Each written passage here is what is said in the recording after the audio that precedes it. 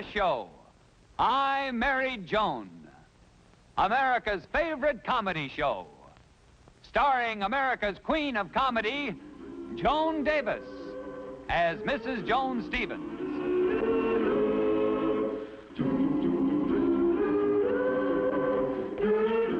And featuring Jim Backus as Judge Bradley Stevens.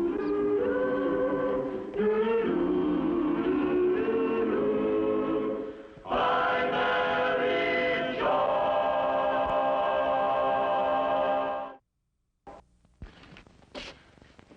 Look, Judge, can't we hurry this up? I'm in a hurry to get back to the office. Well, what seems to be the problem? That's the problem.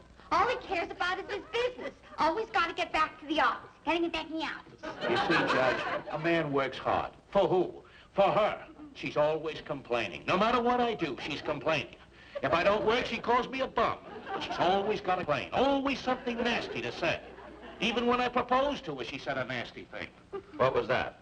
Yes. Now you're sorry you proposed to me. Now, I was even sorry then. Then why did you marry me? Look, Ethel, I'd just come back from spending 4 years in the South Pacific. I'd forgotten what a woman looked like. And by the time I remembered, I was married to you.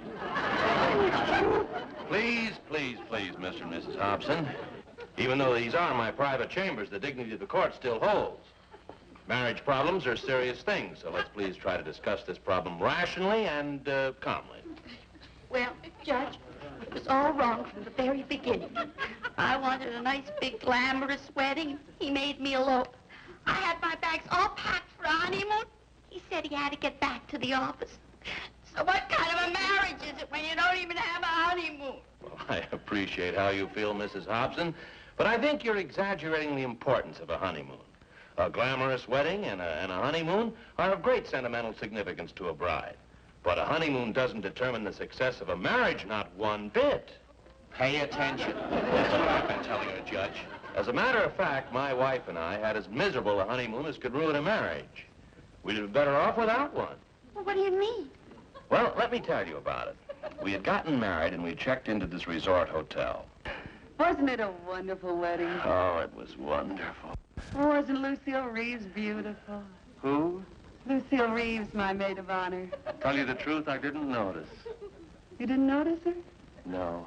Oh, darling. Wait a minute, honey. Lucille Reeves happens to be one of my nearest and closest friends. You might have at least noticed her. All right, I noticed her. She was gorgeous, she was sensational, she was beautiful. Oh, do you really think so? Well, yes. You didn't have to notice her that much. Oh, but honey. Don't honey me. You think Lucille Reeves is so beautiful, why didn't you marry her instead of me? Well, I never saw her until the day of the wedding. Well, you're certainly a fast worker. Now, Joan, you're being utterly ridiculous. If that's what you think of me, I'd better take my bag and go home. Goes for me, too, I'll tell you. Brad! Darling. Our first quarrel! Oh, honey. Promise me that I'll never look at Louise again. Lucille. Yes. Who's Louise? Oh, now, Joan. I'm sorry, Brad. Where are you going? Well, I'm just going to hang this coat up in the closet. Way over there? But it's so far away. Well, honey, it's only 12 feet. I'll miss you. Well, if I can't come back soon, I'll write you. Brad, Yes? you didn't kiss me goodbye. Well, I should. All right, darling. Dum dum da dum, la dee dee doo, la da da doo, da da dum, da da dum, da da da da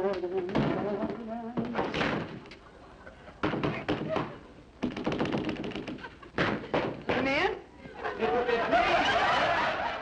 Oh, you don't have to knock, dear. I'm dressed.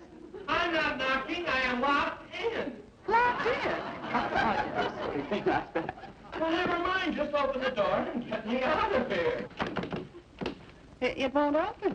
What do you mean it won't open? Well, it won't. It must have a snap lock or something. It won't. Well, then call the desk. Oh, yeah. Hello? I got a man trapped in my closet in 203. No, I don't want the house detective. The man's my husband. Send somebody up right away to get him out. Thank you. Someone's coming up right away, dear. Say, maybe I can open the lock with a bobby pin. What? You know, all the detectives do it. I saw one on television once that opened the lock with a bobby pin. Yeah, this detective, Big Mike, borrowed a bobby pin from his girlfriend. You see, Big Dutch had locked Big George in this little closet because he had double-crossed Big Sam. But, Joan, are you sure you know what you're doing? Don't worry about it, thing. You just leave it to Big Joan. Oops. What happened? The bobby pin broke off in the lock. Well, could you please leave things alone till the man comes up? Come in. He's locked in this closet here. Oh, well, the key in this closet fits both doors. You see, all our larger suites are equipped with these burglar-proof closets in case guests want to leave fur coats and things like that. Have you out in a jiffy, Mr. Stevens? Jiffy. It's funny, I can't seem to get the key in. You can? No. It's almost like somebody jammed up the keyhole or something. But who would do that? Who would do that? What's holding you up? Now, will you get me out of here? I can't, Mr. Stevens. The lock's jammed. Oh, no, Joni. You and your bobby pin. You and your Big Mike and your Big Duck. Come to think of it, Big Mike jammed up the lock, too. I remember now. I'll have to get a handyman up here. The key won't work at all. Well, will it take very long? A handyman will be right out. Good. But I don't know what he's going to do. These closet vaults here are really built. Oh, for heaven's sakes, Tom, hurry. We've wasted 22 minutes of our honeymoon already.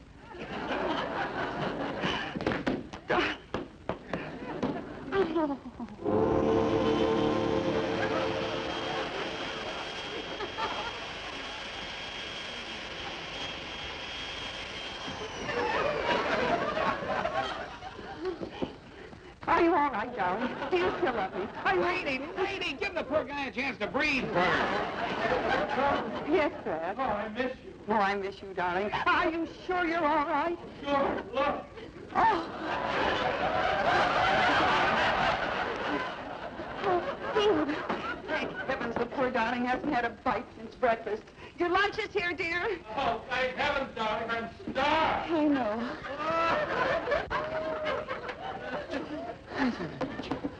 Oh. Okay, dear.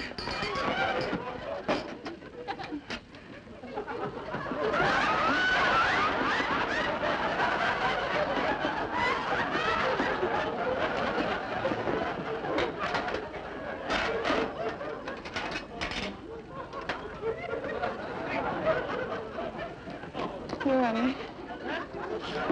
Don't worry, we'll be together soon.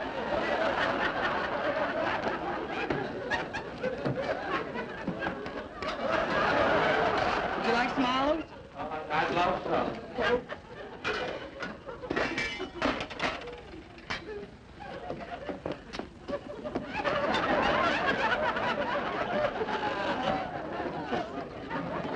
You got him? I got him. Are you ready? Ready.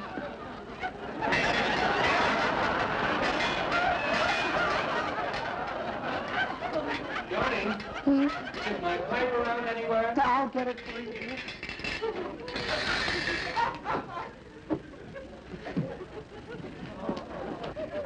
You got it?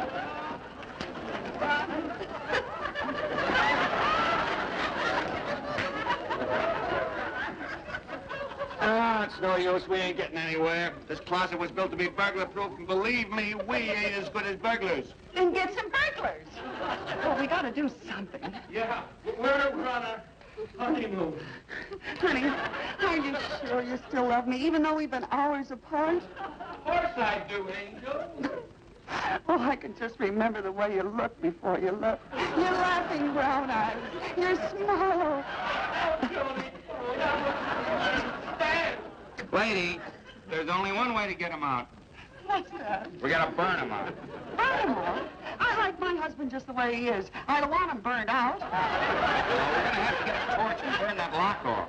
Oh, well, how long will that take? I don't know, about 7 or 8 hours. 7 or 8 hours? But our honeymoon will be over by then.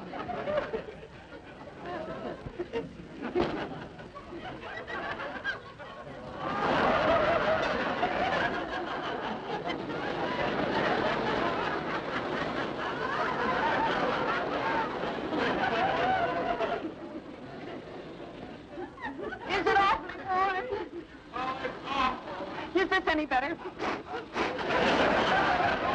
hurry up. I've got to get back to town. I have to be in court at 9 o'clock. Oh, what a honeymoon, Mrs. Ben. I haven't seen you for 11 hours. Don't worry, we'll be through in a minute.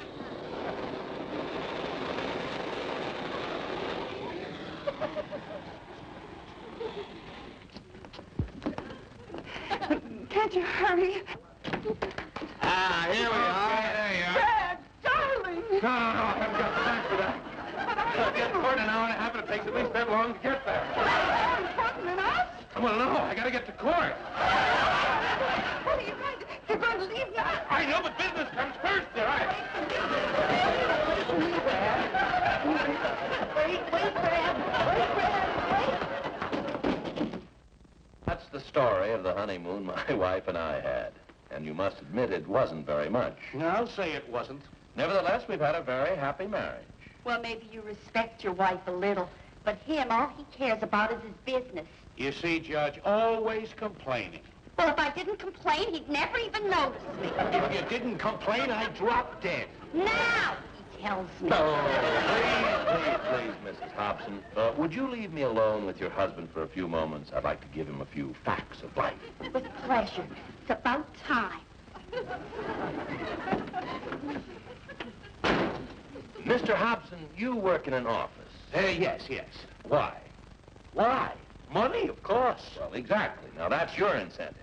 But what incentive is there for a woman to work in the house? Oh, I don't know. Well, there's the satisfaction of a job well done, the appreciation of a husband. But sometimes you have to create an incentive. I know I did it with my own wife. I promised her a diamond bracelet if she'd do the job properly around the house. Diamond bracelet? I couldn't afford that. Well, neither can I. Look, I don't intend giving it to her. No, I use it as a trick to get her in the habit of doing her job without complaining. As a matter of fact, it's been months since I promised her, and she never mentioned it. You know, I'll bet she's forgotten all about it. Well,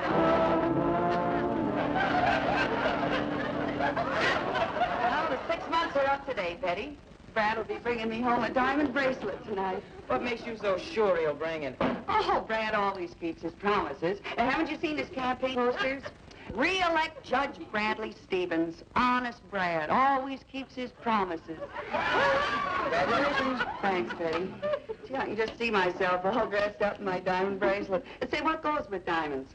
Usually bankruptcy. Oh, no kidding, honey. A real diamond bracelet costs a fortune. Now, how could Brad save that much money in only 6 months? Gave up smoking. Joan, that wouldn't even pay the sales tax. Oh, but Betty, after all, Brad doesn't pay the full price. You see, he's a judge. He's got connections. Oh? Yeah, he'll get it wholesale. Say 50%. Still leaves a lot of money. Oh, and there's no retail sales tax. That's another 3%. Yeah, you'll pay cash. That's 10% off. And being a judge, you'll get a professional discount, maybe 25%. And let me see. Oh, yeah, buying direct from the owner. There's no salesman commission. That's at least 12%. Hey, wait a minute. According to my figures, that's already 100%. He's getting it for nothing. He is? Isn't that wonderful? I think I'll call him right up and tell him he can start smoking again.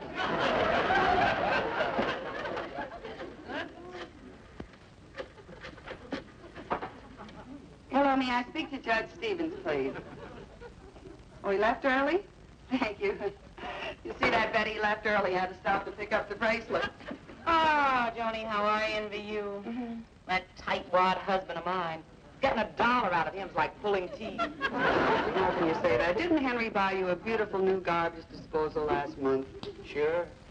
Then he suggested I make money by taking in garbage. Oh, he isn't really that bad. Oh, no?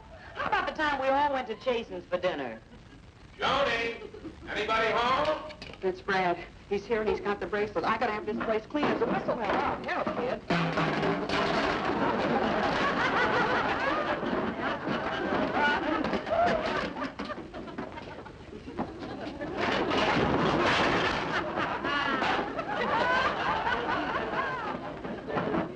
Hello, dear. Oh, hiya, honey. Hiya, Betty. How's Henry? You mean old tightwad? Wait a minute. What's going on here? Where is it, you sly little weasel? Where is what? Isn't that cute? Playing it like a fox. Okay, slip it on. What's she talking about? Don't you know? No. Joan, open your eyes. Dream is over. You mean you haven't got it? Well, I don't know whether I do or not. What am I supposed to have? The diamond bracelet. The 6 months are up today. Oh, that diamond bracelet. You didn't take that seriously, did you?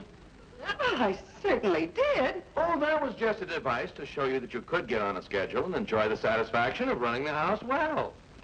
But I did it for the satisfaction of owning a diamond bracelet. Oh, Joni, be sensible. How could I afford a diamond bracelet? Well, there's the 25% off for being a judge.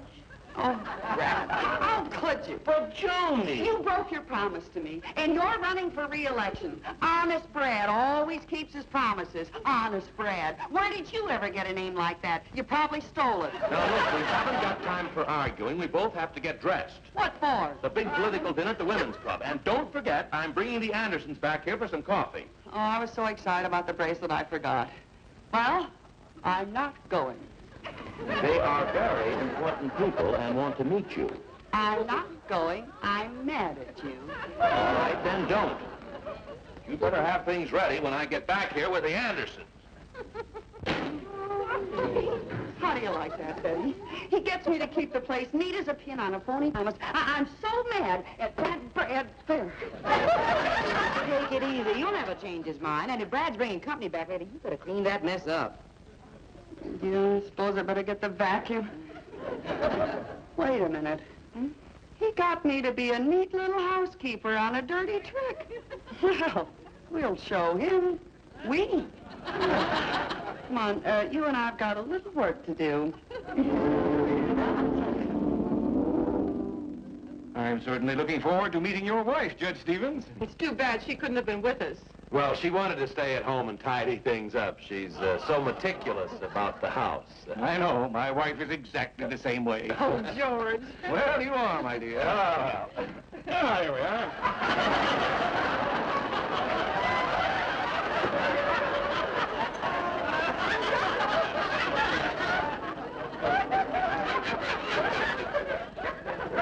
Joan. Joan. I assure you the house is, it's never like this. Well, of course not. As soon as I knew he was bringing company home, I tidied up the place. Yes, this is, Joan, my wife, Mrs. Stevens. This is, Mr. and Mrs. Anderson. How do you do? Nice meeting you. So nice of you to visit us. Won't you sit down, Mr. thank you. Anderson? Mrs. Anderson? Oh, isn't that terrible? People are never putting things back where they belong. This is where we keep it. There's no possibility. Joan, Joan, will you please excuse me, Mr. Anderson? I'd like to speak to Joan. Joan, will you come here with me? Will you? Joan. He looks stunning, dearie. Joan, what are you trying to pull? Nothing. I kept the house clean as a pin for 6 months on the promise of a diamond bracelet. No diamond bracelet, no clean out. Joan, if you just... Please, I don't want to hear any more excuses. Joan, wait, will you? Well, Joan is really a fine housekeeper. She really is. I can't stand the sight of dirty dishes lying around. And actually, Joan is a lady, too.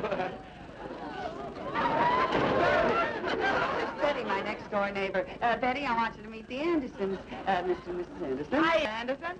Hey, Johnny, what's keeping you? The girls are all waiting in my house, dearie. The girls? Yes, our lady sewing circle. I beg your pardon. Poker. Here, Joan, the beer will all be gone. Betty. Did I say something? Well, hustle it up, huh, dearie? See you around. Catch you on the late shift. Gotcha. Mildred, I think we had better go. Must you? If you don't mind, my hat is in there. In where? In there. Oh. What? Well, why didn't you say you were hungry? Would you like some butter for that? Oh, on a diet, eh? Look, I'll just clean this up in the kitchen for you. But it's my new hat. Just a little water, I think will be all right. Mrs. Stevens, do you know Myrtle Adams? Know her? She and I shoot pool every Saturday night. Very good friend of mine, too. And she speaks of you quite often. She does? Yes, she told me what a charming house you have and what a wonderful housekeeper you are. So tell me, as one gal to another, what's going on here? To tell you the truth, I'm doing this to teach my husband a lesson. Well, I'm always in favor of teaching a husband a lesson, but I don't quite get this. Well, you see, Brad promised me a diamond bracelet if I kept the house perfectly for 6 months. I did. He didn't. Oh, I see. And that's why you're doing all this. Say, that's wonderful. I'm all for it. Oh, thank you, Mrs. Anderson. And that's why she's doing it, Mr. Anderson. She's really a fine housekeeper. Trying to teach you a lesson, huh? That's it. Well, don't give in to her, my boy. Believe me, I speak from bitter experience. But she's making you feel like such a fool. Wait a minute. I think I know how we can swing this right back at her. Yeah? Now listen. You can say that again, Mrs. Anderson. Oh, I think the men are coming. Oh.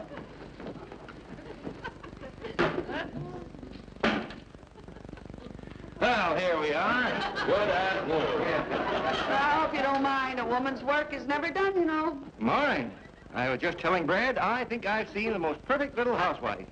A woman who isn't always fussing about all the little details of the household. A woman who believes a home should be lived in. A place where anything goes. Yes, that's how I am. Well, it's too warm in here. Mind if I make myself more comfortable? Say, that's a good idea. I think I will join you. George, what are you doing? Oh, now, Mildred. It's a pleasure to be in an informal house for a change. You know, Mrs. Stevens, I like you. What do you say we get even more informal? George, you never do this at home. Oh, you won't let me. Yes, Mrs. Stevens, I like you. And I just love the way you run your house. Well, yes, it's kind of sloppy, but it's a good place to lie around and sort of relax, you know. Oh, honey!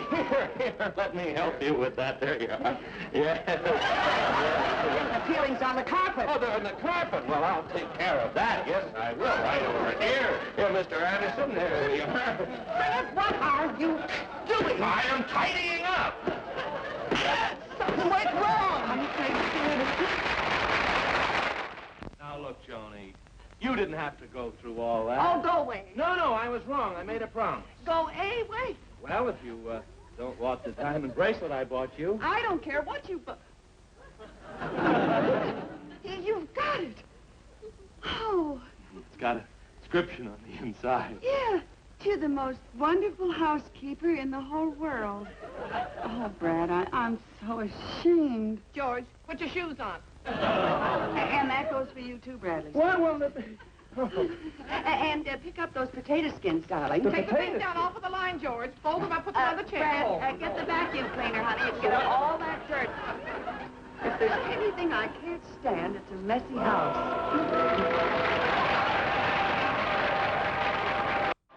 I'm Married Joan. What a girl, what a world, what a life. Oh, I'm Married Joan. What a mind, love is blind, what a wife. Giddy and gay, all day she keeps my heart laughing. Never know where her brain has gone. To each his own. Can't deny that's why I married Joan.